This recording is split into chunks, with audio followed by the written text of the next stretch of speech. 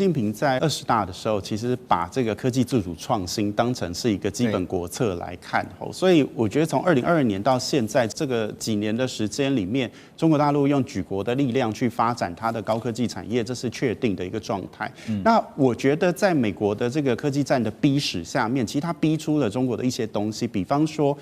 中国有自己的光刻机，虽然大家质疑它的制程不够先进那28奈米，但是全世界除了艾斯摩尔之外，几乎没有其他国家能够做出光刻机，那这是一个很重大的里程碑。在科技竞争的过程里面，他把中国逼出了一些东西。路透社最近最新的报道是，根据4名消息人士表示呢，在美国总统川普表达他允许 NVIDIA 辉达向中国大陆出售 H200人工智慧这个 AI 晶片之后呢，大陆方面看到字节跳动还有阿里巴巴已经分别向辉达询问买晶片的事情。但在此同时呢，彭博也引述知情人士表示，北京的寒武纪最近也有扩产3倍的计划。那报道中指出呢，寒武纪准备在2026年交付50万台人工智慧加速器，其中包括了多达30万台最先进的思源590还有690的晶片，而晶片主要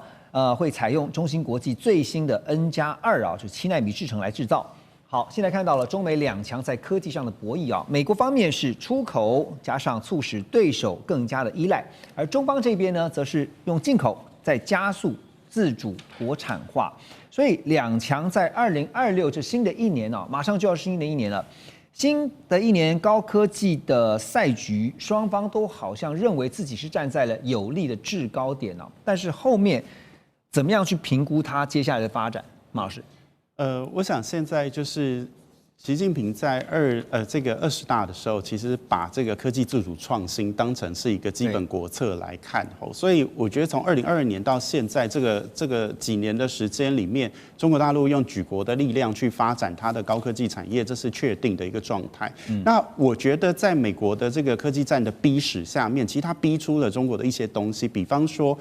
中国有自己的光刻机，虽然大家质疑它的这个制程不够先进那28奈米，但是全世界除了艾斯摩尔之外，几乎没有其他国家能够做出光刻机，那这是一个很重大的里程碑，我认为，也就是说，在科技竞争的过程里面，他把中国逼出了一些东西。那现在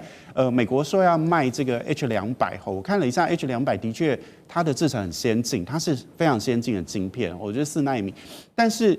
我并没有认为，因为美国卖了这个晶片，它会阻碍或者是放慢中国大陆发展脚步，因为这是2条平行线。H200的使用是一种市场的趋向，就是现在它能够方便的取得晶片，这是一个方向。但是另外一块，中国在自己发展自主的科技创新过程里面，它是用举国体制继续在推，所以我觉得这2件事情本身应该没有相互干扰性。而现在全球的市场都在抢晶片，所以能拿到 Why not 就是一件很好的事情。对，而且其实讲到寒武纪，像上礼拜我们也特别提到了，像是木樨也好，摩尔县城也好，其实他们都是大陆现在慢慢崛起，而且是渴望成为后起之秀而且是会成为非常这个有影响力的这个 IC 设计公司你说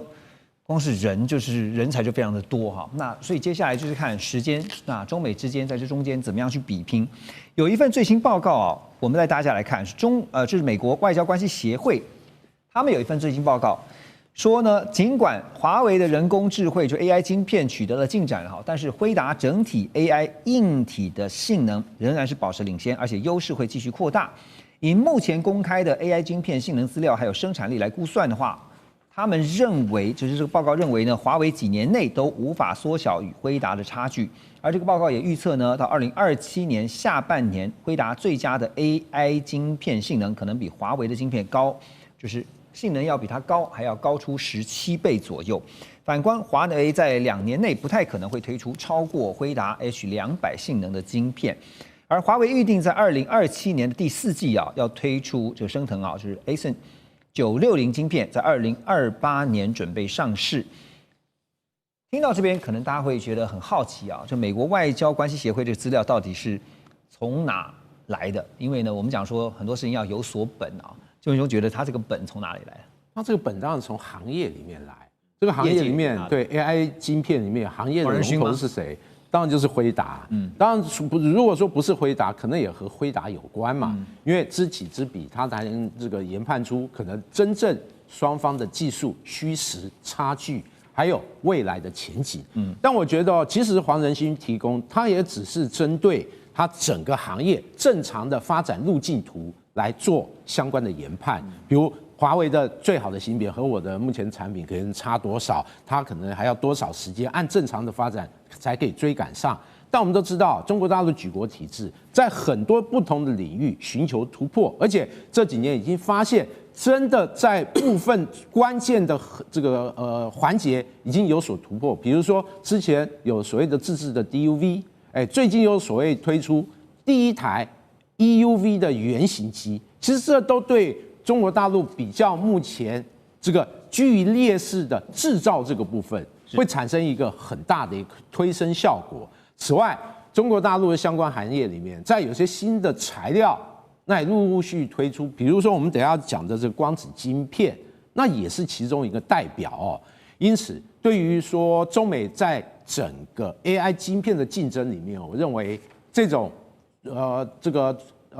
出乎意料的这个发展，可能会让美国相关的业者在评估上，比如说领先的差距上会打一些折扣。而且大家要知道，中美两大国在这个整个 AI 的相关的竞争。这个算力只是其中的一个环节，算力就是相关的晶片、相关的这个科技能力。那另外还涉及所谓的大模型，那另外还有电力能否提供足够的电力，让 AI 的发展呈现着一个比较持续的活力。在诸多的部分，其实中美两国其实各有擅长，比如大家都普遍公认。像在电力这个部分，中国大陆居于很大的优势。算力这种晶片，中国大陆目前在苦苦追赶。那另外，在这个模型这个部分，其实中美各有擅长，因此这个竞争，我认为短时间，比如说2年、3年、5年，可能还看不出来，把时间拉长到可能10年左右，双方鹿死谁手，或者各有一片天，到时候可能会有更细致、更正确的研判。对，其实尤其在科技领域哈，接下来我也想请教骆老师，就是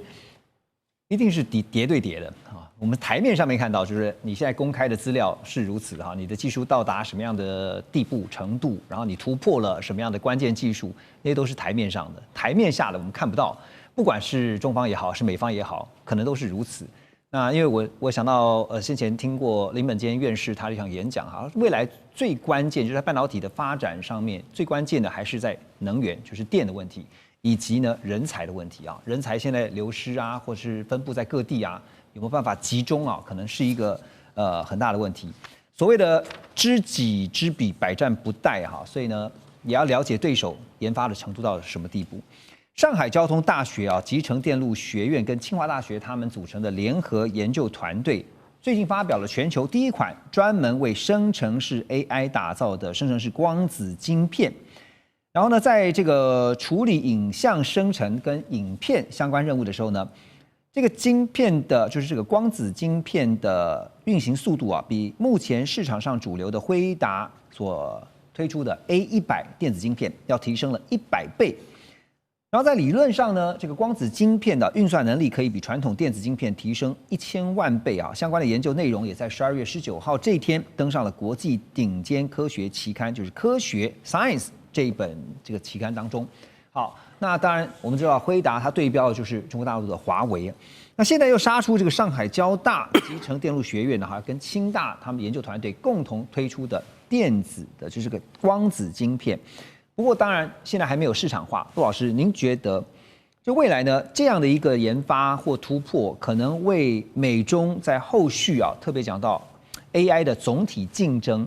会带来什么样的一些影响？我想会有一些影响，是说这个生成式光子电这个 light chain 啊，它是想要突破，因为像华为任正非也说了，在物理上哦，他们要追赶一个晶片的算力能力，他们觉得很难，所以。任正非说：“我用数学来代替物理，我用堆叠来代替单一，我用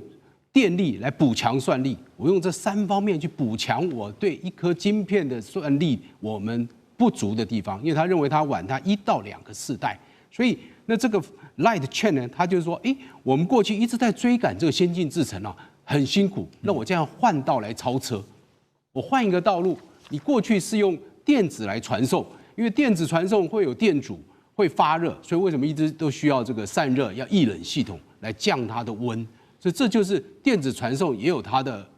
障碍者所在。那光子传送的话就没有这个问题。但是这个 Light Chain 它有一个很重要的点，它不是要取代辉达的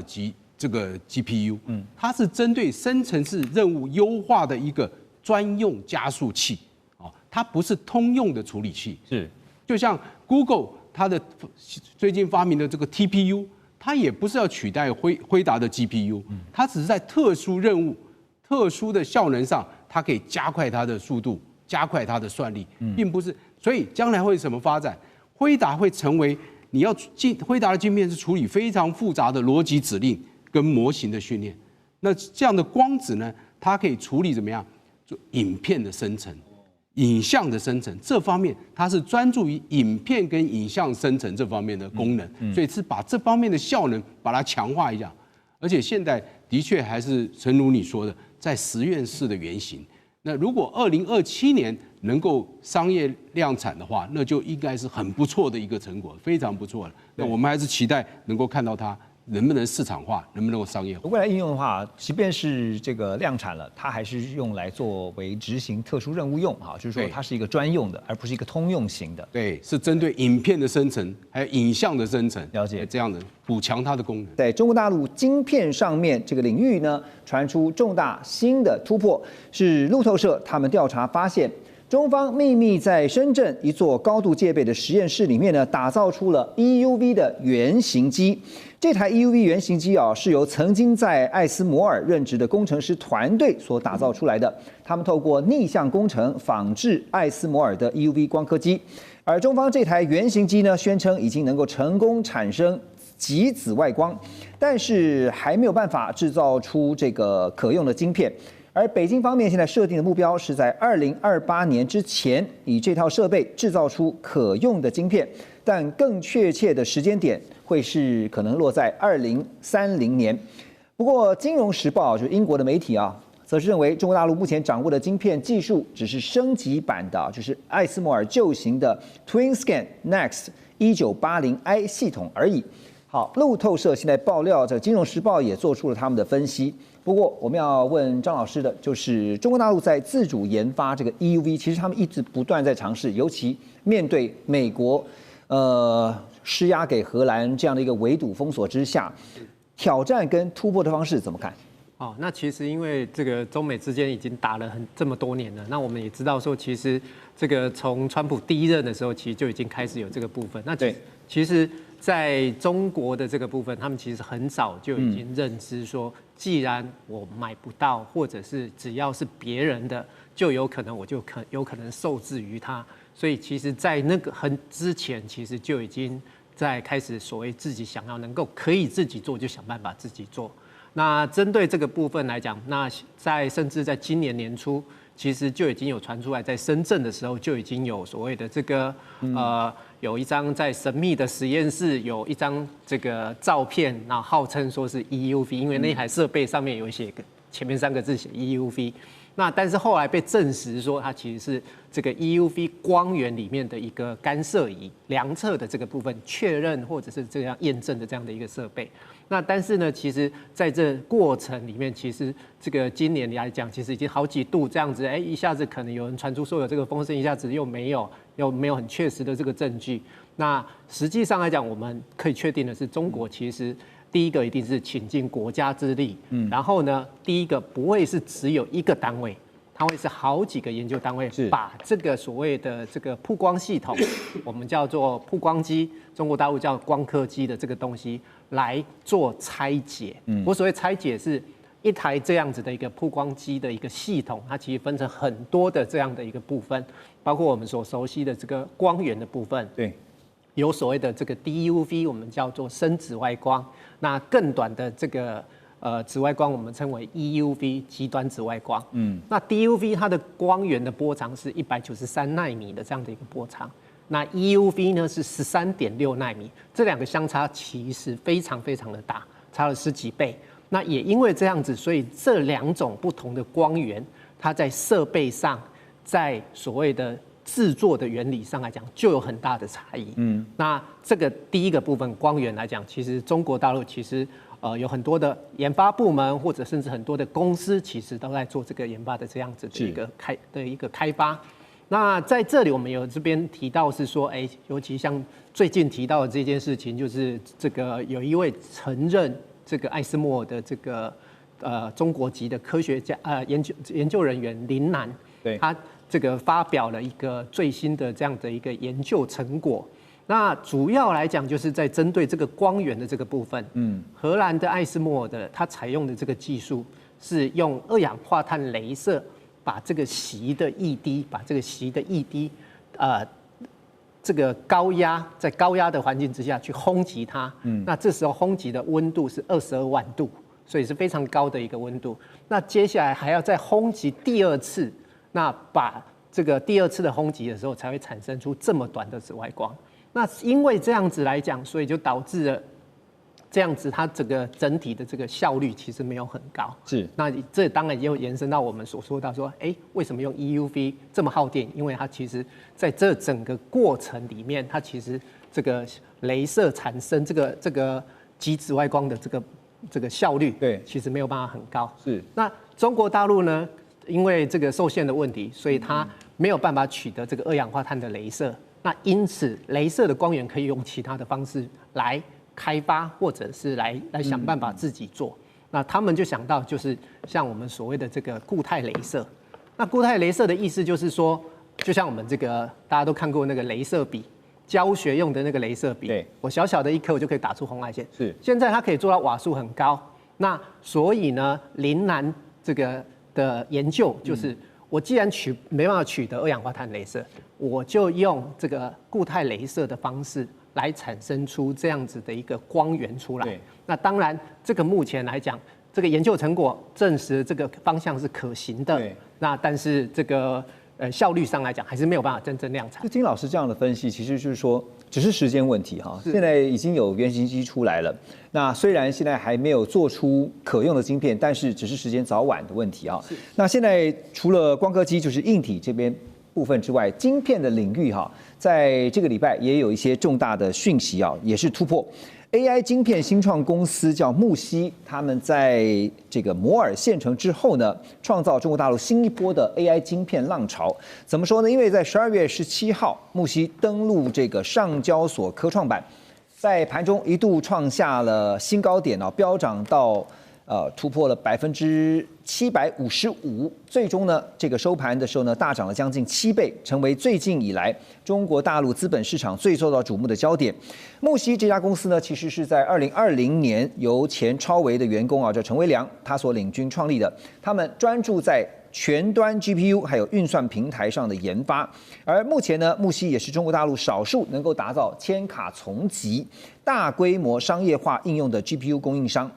而摩尔县城它的表现也是不遑多让。12月20号呢，他们发表了新一代的 GPU 架构，叫花岗，号称这个算力密度可以提升50%，能效呢提升10倍。其实不管是木犀也好，还有包括摩尔县城另外就是大家所常常听到的寒武纪这都是中国大陆呢都被认为说是像美国辉达一样，就是未来的这个后起之秀。所以聂老师怎么看因为光是木犀的 IPO 第一天股价就大涨了7倍。您从财务的角度去看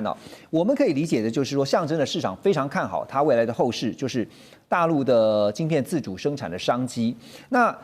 我们也知道研发需要非常大的资本，所以在资金面上看起来这问题是不大的，对吧？ OK， 你先讲一下这个。当然，它 IPO 之后，当然资金就更进来了嘛。对。那当然涨了7倍多，这是一个非常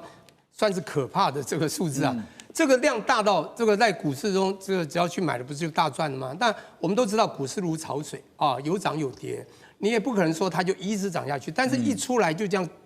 这个亮点就这么亮，这绝对有原因。我想跑不出2个原因第一个呢，大家都知道现在是一个 AI 浪潮嘛，走这个趋势，只要高科技的它就会被肯定。但是你必须加到另外一个，就是它必须真的有价值。什么价值呢？它必须要有一些很高超的所谓的技术的深度是被突破的，而且这个突破要被肯定。好，那我现在讲一下，我常常在讲说，中国啊，这个真的像一只潜在海中的龙，它过去在浅滩招虾戏。它现在深海中呢，真的游龙啊，真的是活力高得不得了。它已经吸收了非常大氧气，练了一身的 muscle， 所以谁来他就一直要挥一个头或者甩个尾，对方都会看到他的 muscle 之大，会担心。而且我觉得这只龙还生了非常多的小龙在里面。各位，半年前你也听过这个新凯莱，对不对？大家知道，在这个突然神秘出现，这个叫这个 Semicon China， 哇塞！一展秀的时候，大家知道刚刚讲这个光刻机啊，这 EUV， 大家说哇塞，这个你又要开始追上艾斯摩尔了。你刚刚讲的寒武纪等等，我们都不要去细数，这些小龙太多了。你刚刚讲到木犀，又讲到这个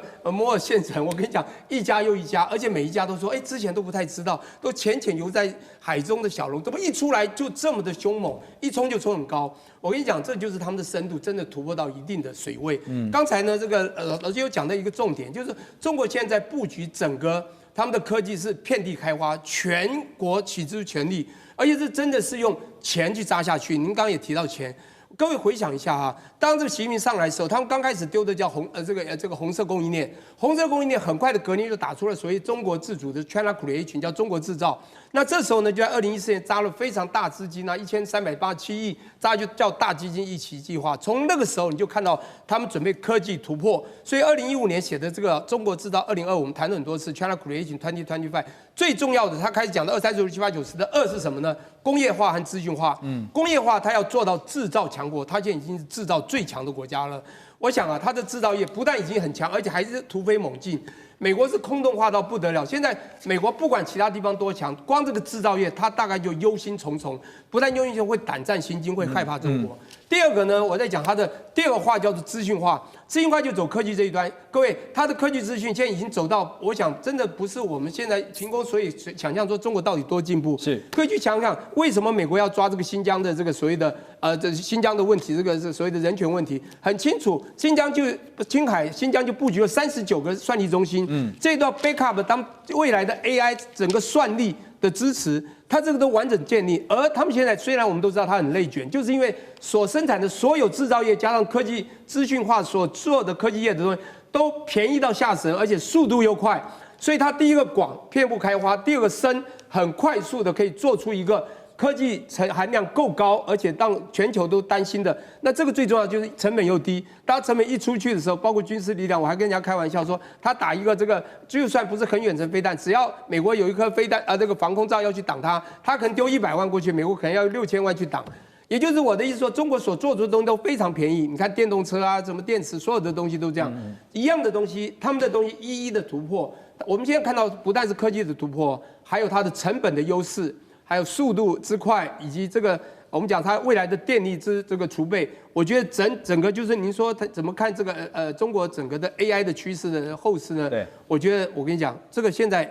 我们普遍来讲，它除了晶片被质押，它没有办法拿到最先进制程做到完整以外，但是大家一直在想，它迟早会追上，这是事实。那整个我们讲遍地开花之后的中国，从成熟制程到 AI 的整个后市趋势。它已经超越了，它还直飞向上。我觉得未来的后势不可挡。对，您刚刚点到一个重点，就是说这条大龙它下面还有非常多的小龙啊。其实刚刚讲到的，包括寒武纪啦、摩尔县城啦，还有像是木犀啊，我特别去看了最近一篇报道，他特别点到了就是摩尔县城的部分。他说，其实像摩尔县城有很多他们的就不管创始人也好，或者说他们里面的这些创始的员工，其实都是生前在包括像刚刚讲到的超微啊，还有包括像是辉达的前员工，而且他们懂得的是整个 GPU 建立起整个 GPU 的生态系，它不只是做 GPU 的晶片，所以他们的实力真的是不容小觑哈。那当然，现在看到的就是说，在中国大陆的晶片科技宣称不断持续突破的同时，总是会有人唱衰啊。《纽约时报》是批评呢，但他们批评的是谁呢？是批评川普。奇怪了，这个川普呢，他们怎么批评啊？他们说，川普开放 H200禁令，这个是一个灾难性的晶片政策，而且成了中国大陆最大的助力。报道说呢，川普政府向外界宣称，向大陆出售晶片会使得中国更加依赖美国产品，阻碍提升本土产能的努力。但中方对此有着清醒的认识。川普在宣布出售 H200的决定后几天，那就看到中国大陆呢宣布追加投资700亿美元，用来提升本土晶片的产能。而大陆的官媒《环球时报》更是直接表示，辉达的先进晶片只会被中国大陆的科技业作为呢完成本土替代产品的过渡之用。最近也看到，包括德国媒体《商报》还特别有一个标题，他说感谢川普，让习近平成为了2025年的最大赢家。我要问的是，川普他开放 H200这个，你说政策真的是反反复复。将军，您看哈，这个政策为什么一直举棋不定，说要封，但后来又开？我认为这个川普的这个政策，它的方向是拿捏不定，很矛盾。对。因为我们知道 H200比 H100，它是高效的运算器跟这个 AI 啊，它两个AI 伺服器啊，两个结合在一起。现在如果不开放，中国大陆是时间问题就过度就会研发成功，迟早的事。对你要不要赚这一大笔？你要赚这一大笔，那你就卖。你卖的话，中国大陆它会逆向工程帮你做出来，它会迟早要取代。那你不卖，你这一笔钱是赚不到。是中国大陆也就迟早会出来，只是时间问题。那你不要赚这一笔。今天川普，我认为他也是做了明智决定，在商言商，我先赚钱，入袋为安。我有钱干嘛不赚？我不赚的话，再过2-3年，这个按照摩尔定律啊，这种是没有好光景。你要马上由这个尖端制程，马上变成成熟制程就出来了，人家也会做啊。那中国大陆它有这个条件，中国大陆有这个条件，逆向工程就进来，而且中国大陆我们知道，在这个半导体、在算能的领域中获得了非常多的专利。所以他有这个能力啊，所以我认为川普他说，那我这样子，那我就先赚这一笔再说。我不赚这一笔，你迟早你也会做，那我没有办法赚到。那好，那这样子有没有帮助中国？有，中国大陆当然拿钱买了，你这个都是尖端的。但是我这个中国大陆一项逆向工程他就做出来了。他知道本来散热中国大陆有困难，都会到最后蛮热的嘞。但是我我也知道了，拿了H200之后，我知道散热要怎么改良，我知道了就改良。花了2年改良，它也散热成功了，算力也快了，散热也成功了，中国大陆也会了。但问题是，美国赚到钱啊，对，那中国大陆提早了1年或者2年，它也达到了这个从尖端制程过渡到成熟制程，它也会做了，变成双赢。所以川普今天讲要双赢还双输，对，那川普走双赢，我先赚钱，你赚提前量。你提早2年达成，所以川普后来他会精打细算。对啊，那宁可双赢路线，也不要变成双输路线。真的，将军讲到重点哈，这个从来都是双赢，而不是零和游戏啊，不可能永远都是赢家。全球半导体竞争的非常激烈，现在日本的 Rapidus 呢，宣称他们正在加速推进2奈米制程的量产目标，是量产哦，而且传出呢规划要更先进的制程。好。那么日经新闻还有读卖新闻最近都不约而同的报道指出说 ，Rapidus 北海道千岁市的第1座晶圆厂计划最早在2027这一年要启动第2座工厂建设，目标是在2029年。他们说不只是生产2奈米，也是要生产1.4奈米的制程的这个晶片，缩短跟目前市场的龙头，也就是我们的台积电中间的差距。Rapidus 他们的最新回应表示说呢，这个报道是媒体在猜测不是事实那但是 Rapidus 7月份已经在包括他们的工厂开始2奈米这个 GAA 技术的晶片原型制作，而他们的执行长小池春义呢，也在这个把这个 IBM 跟设计公司，就晶片设计公司叫做 Tensorant 视为是潜在的核心客户好，几个问题。第一个，我们先前已经讨论过，蔡老师，就是 Rapidus 不断强调说他们要直攻2奈米，现在不只是2奈米，还直攻1.4奈米，技术上是如何突破？大家就是百思不得其解。第二个，你就算技术突破了，你还得要量产，因为量产曾经你也提过，买家在哪里，客户在哪里呢？第一个1.4奈米这个的话，确实是媒体他讲出来的没有错，但是我们用官网去做一个解释那官网的话，我们就会有看到，我们把 Rapidus 他在11月26日的官网，他自己有去澄清一件事情。他自己澄清嘛，对。他在说我们没有做这一种发表有关于1.4奈米这一种东西，所以既然是没有的话，就是媒体去猜测。可是媒体它真的会是我们讲的叫做空穴来风吗？因为我去查了一下，包括 NHK 它也有报道这个事情，有可能就是他们已经有朝这个方向去走。那朝这个方向去走的话，我们要看一下日本人他们的一种行为模式，他们的行为模式的话会比较低调。他不会讲的那么多，所以就是说他已经有朝这个方向去走，应该有做到一定的一个程度之后，他才会去说出来。那说出来的话，他既然表明是没有，但是不代表他真的是没有，这个我们可能要去注意一点。第二个的话，我觉得他对台湾的台积电最大可能造成的一种冲击，是它的商业模式跟我们的商业模式是完全不一样。那什么叫商业模式不一样？就好像我们1980年代的时候看电影，可能就是用 cassette 去看，或是我们就 CD、DVD， 或是我们讲蓝光去看。现在没有人看蓝光的，然后就进入到网络去看。那我们看一下为什么台积电会出来，因为它讲了一个概念叫做 foundry。那 foundry 的话，就是我帮你代工，这是我们90年代起来一个模式。所以 Rapidus 它也讲得非常的一个清楚，在那官网就是讲，我们没有要跟台积电去对冲，我们用的是一个完全不一样的一种商业模式。那我们这个商业模式的话，它有一个很大的利点，就是我们的速度会非常的快。因为台积电它是我们讲叫做量产，量产的话，我们都卖给什么大厂啦，什么 Apple 啦，或者什么 NVIDIA 啦，那就必须要前工程、后工程、什么工程，那时间会很长。那 Rapidus 的话，它速度会都全部包装在一块里面。如果它这种商业模式一成功之后的话，这个等于是我们的台积电会变成是旧的模式，就好像我们以前常听CD、DVD， 现在没有人在听 CD、DVD 的。那它是不是有办法突破1.4奈米的话，真的这个倒是没有听到的一种消息。那就算1.4奈米不论。可是我们讲光2奈米，我们这也提到过嘛，哈。对，你2奈米，你还要进到你的良率要提高到你能量产，量产之后你还要找到客户啊。找到客户的话，这个会蛮难的一个点，因为在今年的9月7日，日本 NHK 做了一个特别报道，就是直接去追踪Rapidus 的小池董事这个人我们讲的执行长，追踪他2-3年，他也有去报道，就是Tenstorrent 的一个老板，那这个老板也跟他讲，只要你做得出来，我们愿意跟你买，而且我们要的就是速度比台积电更快的。那良率的话，这是你们自己要去做出来，但是我们不能够忽略的一个点就是日本的良率的话，你只要去给他时间、给他钱，他可以做得到，因为他现在不考虑成本，他的钱等于是说我没有考虑到有赚没赚钱，反正钱就是政府来的，我只希望把它拉拔起来。那拉拔起来的话，我们看好像是为什么品质很好，它像 Toyota 的生产系统整个就会进去，所以我还是就是觉得他们的新的商业模式跟我们的旧的商业模式是完全不一样。假如这个成功之后，那我们台积电的整个商业模式就会整个垮掉，我觉得这是我们的最大的一个弱点。OK， 所以其实刚刚我们在聊的时候，我就想到说，日前我们曾经也讨论过这个有关于机密窃取的案子哈，现在当然还在诉讼，而且这次也特别看到丰基威力科创的那个社长还特别到台湾来，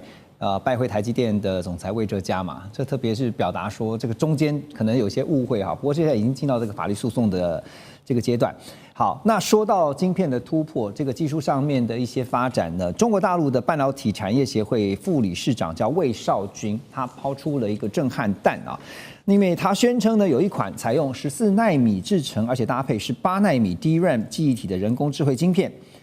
说这个效能呢可以媲美辉达所生产的所设计的这个4奈米 GPU。那魏少军表示说呢，这个晶片可以把14奈米晶片跟18奈米的 DRAM 堆叠键合在一起，然后采用3D 混合键合技术，实现同对同的超高密度连接。显著的提高效率，并且降低运算的延迟。那这种架构呢，将使得逻辑运算晶片会紧贴内存记忆体，然后执行，可以更加的动态改善 AI 工作。因为 AI 工作它的算力要非常的大，它的负载也非常的大，好，所以针对这样的一个事情，好，我们也看到先前美国对于半导体的这个围堵啊，还有包括对大陆晶片技术的封锁。辉达当然一直很想要卖到这个就是大陆就是它的 H200现在一直想办法看能不能解禁。当然，因为美国的这个强力制裁的关系，所以使得辉达现在的市占率我们也看了一下，超过90%，以前是超过90%，现在呢全部归零。华为变成了主要的受益者。那现在魏少军喊出了说，他们现在的这样的一个4奈米的 GPU 啊，就是媲美可以辉达，像是辉达这个4奈米的 GPU 哈，在这个时候喊出这样的一句话的原因是什么？怎么解读呢？大使？对，其实这个我的了解啦，就是 AI 的部分啊，当然芯片是它的很多重要这个 AI 的这个整个的科技的一个重要的部分，它是代表的是算力啊，算力之外还有什么？还有就是你的大模型的应用层面。对，那之前你还有电力，最近黄仁勋在美国接受采访，他讲得蛮清楚的哈，有5个层面啊哈。那现在讲的就是芯片这一部分。芯片的话，事实上，中国大陆尤其是华为的芯片啊，它一直生成910，它跟过去那个就是说啊，这个所谓的这个NVIDIA 的对中国大陆的特供晶片啊，已经等量齐观了。所以那个时候，很多中国大陆的厂商就开始用中国大陆这个，尤其是华为自己的这个晶片，910C 啊。那来取代这个黄仁勋的这个产业啊，而且中国大陆的政府也下令给他们相关厂商，是基于保密原则，你不要用这个 NVIDIA 的晶片。所以黄仁勋他前2天在美国的演讲，他说我们这个芯片啊，真的是举世无双啊。他说不但美国政府 ban 不准他卖到中国大陆。中国大陆同时 ban NVIDIA 说你不准买 NVIDIA， 他说我是双重被 ban，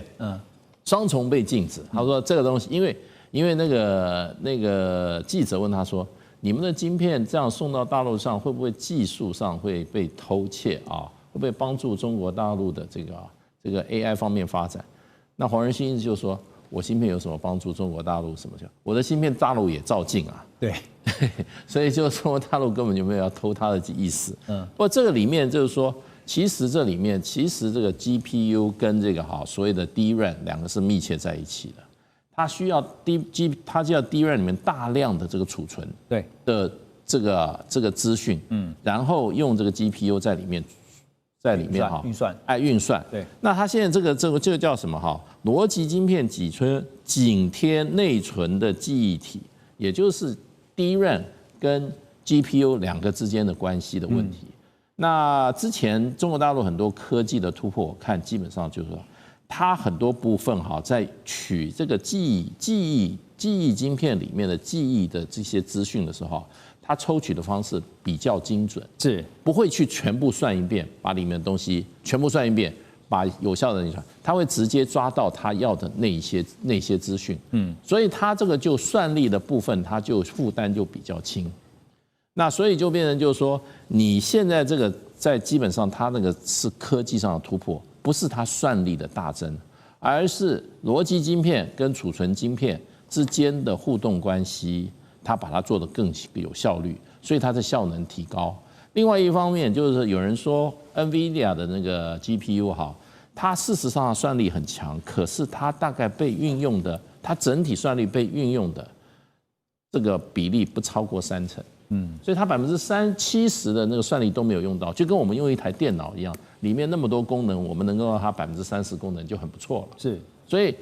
大陆现在就走这个方法，它在这个算力的运用方面，它的效率高，然后这个记忆逻辑晶片跟这个记忆晶片在互相互动的时候，它取用逻辑晶片要这个储存这个做记忆晶片里面资讯的时候，它的效率更高。所以它就可以用18奈米跟14奈米的14奈米的逻辑晶片跟18奈米的记忆晶片结合的时候，达到你这个4奈米 GPU 的。对，强调说它的效能有提升。它就是效能，它是内部的运算跟这个是高科技的东西，大概的概念是这个样子。所以现在黄仁勋真的确实非常的着急，因为夹在中美2强之间啊。昨天我们也给大家看到黄仁勋他有一个协议可能达成区，他全力想要达成的目标就是什么呢？说服川普不卖晶片，才会让中国大陆领先。好，那再来呢就是投资让利来安抚美国，然后呢拼合作建立互信来安抚中国大陆哈。那当然现在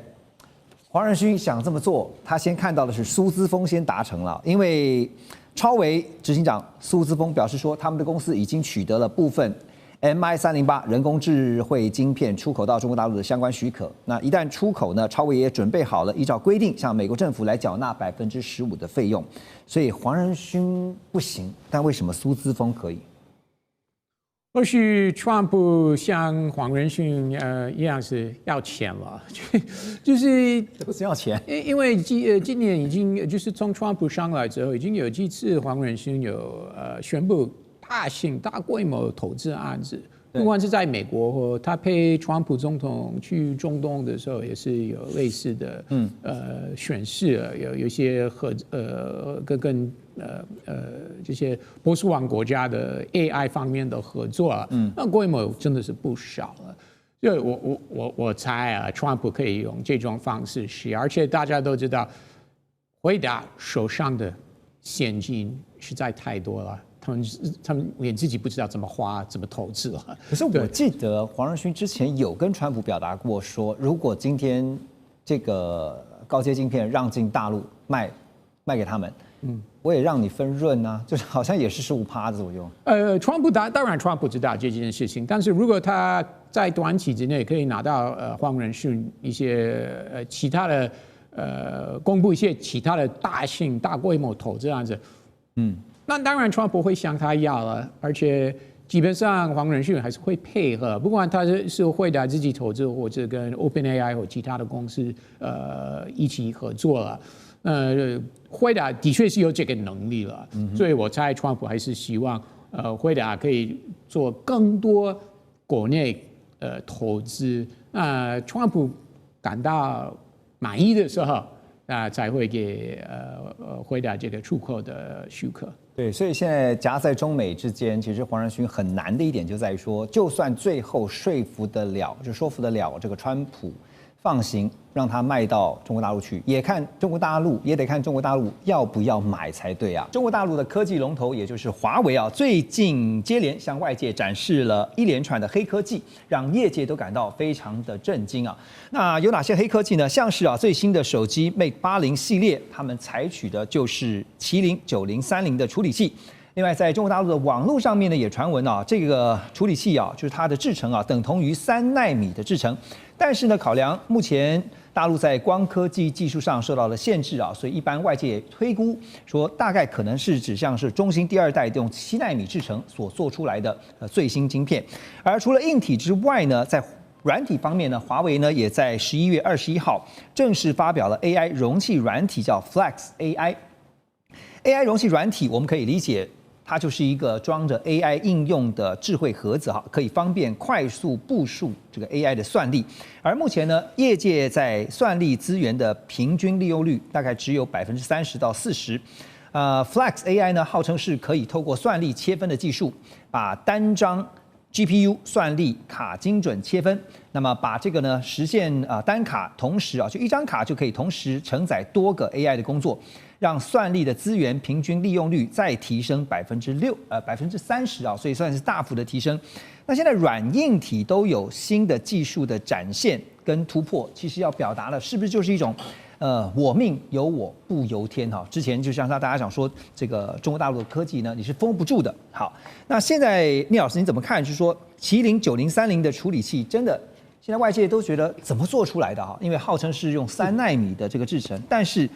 到底突破到什么样的程度？有很多东西中国所做的东西太神秘，你要我马上讲得很深，还真的非常难。即便我们被很多人认定我们在大陆的研究蛮多，不管从经济从科技角度我们先讲一下，中国为了要推它的这个晶片用了多少心力？你想想看，2001年当时台湾人张如京有没有带着台湾的团队到了浦东去做了中芯半导体？对。也号称要打造国际晶片，打了20多年。请问这个2000到现在25年了，做了什么？还是不到成功。但是它有水位的提升。那中国它的整个变脸，是因为它这个会赚足了全世界的外贸财嘛？外存从1兆、2兆、3兆、4兆，大家知道2006年1兆，2009年2兆，2011年3兆，2014年4兆有钱人使鬼推磨，它开始扎了所谓的2014开始新运上来的红色供应链2003到2014中的工业4.0。最重要，他们已经把眼睛开始雪亮去做科技的基金的研发的技术，单晶一期计划2014年，单晶一期计划2期计划2019年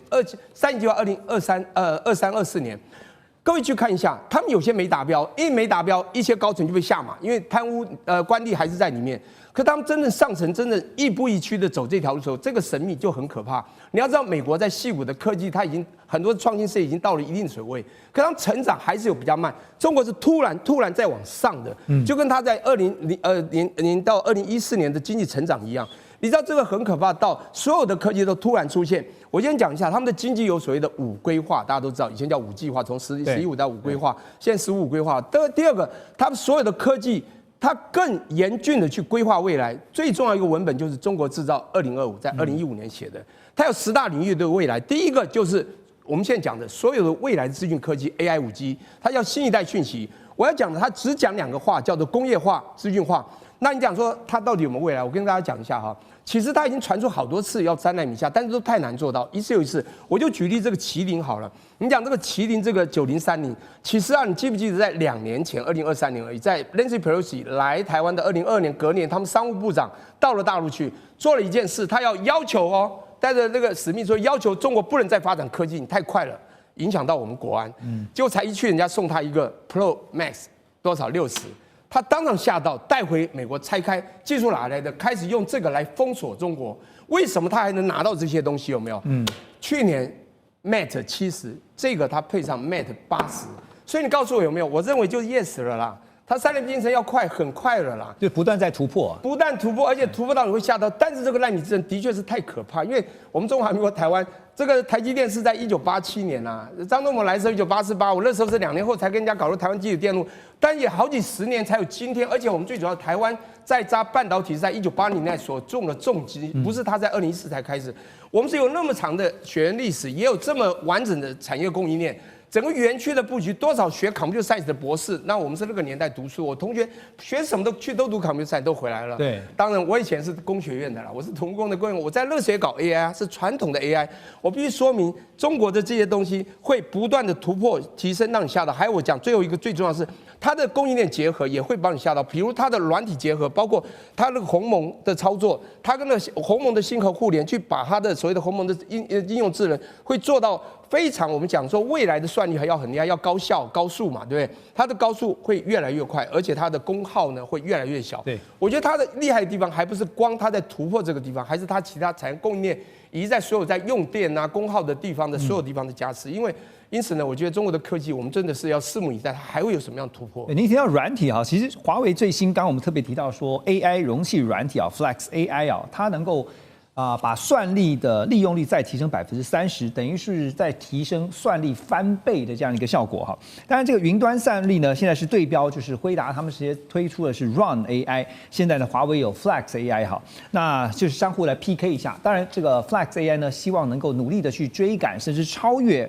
辉达。所以讲到了这个美中在云端算力的竞争上面，看起来其实不只是企业自己在不断努力去突破，不断努力去提升。还有整体国家的力量在支撑啊，中美都是如此嘛？对，因为事实上，这个现在在 AI 上面有2块，一个是硬体这一块啊，对，就是所谓的晶片，AI 晶片，那这个是算力啊，代表的算力。那当然，现在麒麟这个升腾9030，它的算力不断在提升，可是跟美国的这个 NVIDIA 的算力啊，还是有一段距离。那另外一个可以解决双方差距的就是算法的问题，也就是这些不管是这种所谓的计算训练或者是推理的软体，像 DeepSeek， 它当时一推出来以后，我记得当时的这个 NVIDIA 的股价跌掉了3000万以上3000亿以上，多当场市值。为什么？因为它代表用它的算法。它不需要极大的算力，那成本就低很多。就是算力，它另辟蹊径。对，那现在这个 AI 容体软体也是跟那个 DeepSeek 一样，它是算法上做了改变，而且呢，它的包容力比较强。它等于说你在这个基本上这个本来就是说你有算力，可是你在算法释出的时候，你就需要像这个 Flex AI 这样子的晶片这样子的软体。那这个软体现在就是说。NVIDIA 它的这个它的相关的这个容器软体AI 容器软体，它只能跟这个 NVIDIA 自己的晶片相容。可是呢，华为推出来这个新的 AI 容器软体它可以把辉达、升腾还有其他第三方的软体把它做一个资源的统一管理以及高效利用。也就是3种不同厂牌的软体，它可以结合在一起，而且呢，它可以把有效屏蔽各种不同算力，这个晶片算力之间的差距。那这样子的这种所谓的结合运用屏蔽的能力会使目前的各厂牌的这个所谓的晶片AI 晶片，它的这个效能能够提升30%。也就是目前的来讲的话，你今天你的 AI 晶片大概透过其他的这个所谓的这个软体容器软体也这个差不多发挥它的整体的算力的30%。对。那现在这个华为的这个 AI 软体容器软体Flex AI， 它可以再把过去的利用率再提升1倍，就可以达到60%。所以就变成就是说，今天如果说是只是升腾软体的话，它跟这个NVIDIA 这个所谓的辉达的软体之间有50%中间的算力的差距。对。可是今天如果说升腾软体再加其他第三方软体加起来以后，运用这个 AI 容器软体这个华为软体，它的算力就提升了1倍，水平就是追上来了。所以本来差50%，它提升30%再提上来就追上来了。所以就变成就是说这是另辟蹊径。所以呢，基本上呢，我觉得中国大陆这个不管这个华为这些大厂，它不但在晶片的算力上在下功夫，在相关的软体上它的算法上也在下功夫。对，就是把软硬体之间的这个差距跟美方这边呢拉到最近，就是刚刚讲说，透过软体的这个设计呢，让统筹跟分配算力，让它变成是算力极大化的一个效率。所以现在美方当然很担心的是科技力呢被中国大陆追上所以呢，现在在美方这边呢，看到彭博11月22号有一个报道，说美国官员正在针对是否允许辉达向中国大陆出售 H200 AI 晶片展开这个初步的讨论。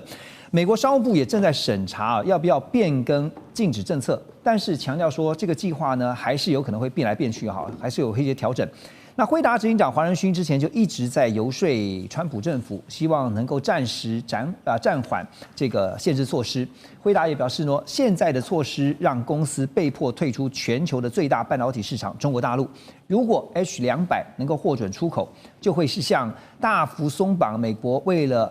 阻止中国大陆的 AI 所设下的贸易限制。好，简单来讲，我要问的是 H200 有可能解禁吗？它要考虑解禁的考量会有哪些？其实H200就像刚刚这个介老师所讲的其实是高阶算力算力的高阶。然后呢，也是最新最强的一代然后它是这个全球呢，这个在一个高端的 AI 公司呢所必须要的。是。那现在中国因为被管制是没有嘛所以呢，我想 H200呢是美国掌握全球 AI 算力的一个优势所以我们经常听到业界的讲一句话，就是说 AI 呢是这个H200呢是 AI 时代的一个基础这个建设的一个晶片我们知道基础建设最重要，没有这个晶片，那就谈不上什么基础建设，就谈不到以后的工程跟建设所以人家说谁掌握了 H200呢，谁就掌握了 AI 能力那刚刚这个何龙你所提到的刚好是就美国有意要去解禁这个 H200那我倒觉得他现在要解禁，那可能有几个部分我们必须要去注意到的就是说最后的决策的细节，不是川普或是谁讲一句话就可以了，因为他有一个。既然 AI 或是科技是现在美国的要去遏制中国的重中之重，所以他必须要有最终的决策细节，还有附带的条件，还有国会的回应别忘记了国会其实有时候会撤走这一段，是因为既然是谁掌握了这个 H200，谁掌握了 AI 嘛，所以这个部分恐怕也是在国会是非常一个会交战的一个地方然后此外呢，是还有其他的一个技术的产品呢。会一个解禁的行动，如果光只有 H200，那这样可能是一个特例，而不是而不是以后就是一个解禁的一连串不尽然哦。对。那当然这个部分呢，是否能够代表它的要不要大幅解禁呢？我觉得有几个部分呢，可能还去观察的哈。那第一个。这个只是讲，但是官方呢还没有要承诺解禁哦。那他只是说，所有方面有可能都会变动，还会变动。对啊，有可能变动，变动就是代表变数。所以我想说，我们也不用期待说一定判定会不会哈。而且呢，再加上它是不是针对性的解禁呢，而不是全面性的解除管制？那第三个呢，我觉得美国现在他要考虑的一个，尤其在 AI 它关键所在是国安、国家安全，还有技术领先跟供应链控制这3件事情如果一起考虑的话，我觉得 H200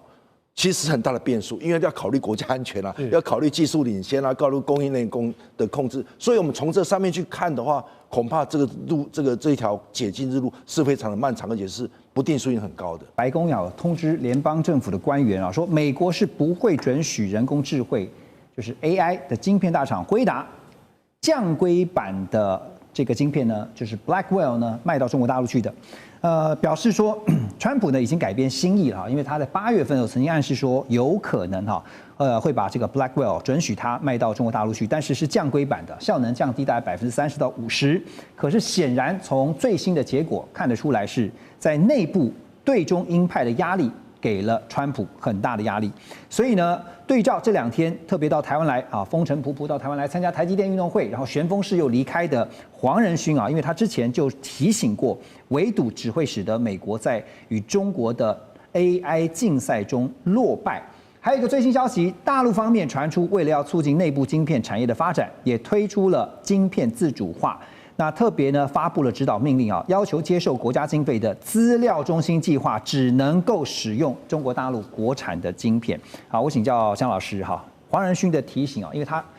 我记得他不止一次特别提醒说，川普政府请你们一定要正视一件事情，是一味的围堵。第一个，我没有了市场；第二个，他们的技术不断在突破，那我们要想办法拖慢它的速度，所以请不要围堵。这个部分的话，您的看法？其实说实在，毕竟是商业模式啦，你要有买卖，你才有钱赚。那有钱赚，你才可以去做研发，往下一代走。那目前川普从8月说可能允许部分降规，到现在是禁止出售。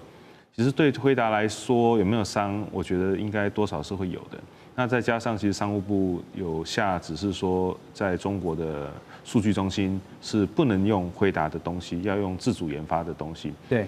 那基本上这样子会造成怎么样？就第一个就是刚提到的，